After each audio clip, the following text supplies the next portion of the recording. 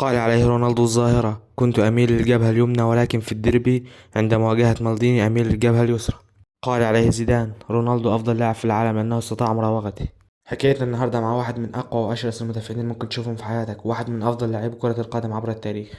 فمين هو مالديني؟ تعال أحكي لك، ولكن في البداية ما تنساش تصلي على رسول الله وتدعي لإخواننا في فلسطين. وخلينا يلا نبدأ القصة. مالديني هو لاعب إيطالي اتولد في ميلانو عام 68، ولعب كمدافع وظهير أيسر. بدأ مسيرته الكروية في فريق الناشئين عام 76 بميلان، وكان متميز في فريق الناشئين ولكنه استمر في الناشئين إلى عام 85. وبعد ذلك تم تصعيده للفريق الأول، وظهر لأول مرة في مباراة ميلان أودونيزي، ولعب كبديل وانتهت المباراة بالتعادل.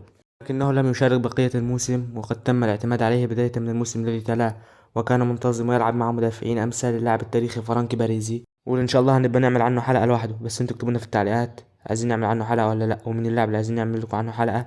وتعالى نكمل مسيرة مالديني. وبعد تاني موسم له استدعاه المنتخب الإيطالي عام 88 المنتخب الأول، وهو في الأساس كان بيلعب للمنتخب تحت 21 سنة، وشارك لأول مرة مع المنتخب في مباراة يوغوسلافيا، وانتهت المباراة بالتعادل 1-1. سنة 88 حقق أول ألقابه الدوري الإيطالي، وفاز ببطولة أوروبا للأندية أبطال الدوري. وفي موسم 89 حقق نفس الألقاب، وفاز بجائزة أفضل لاعب تحت 23 سنة. في موسم 90 شارك مالديني مع المنتخب الإيطالي في بطولة كأس العالم، واستطاعوا إنهم يوصلوا نصف النهائي واتغلبوا بضربات الجزاء ضد الأرجنتين.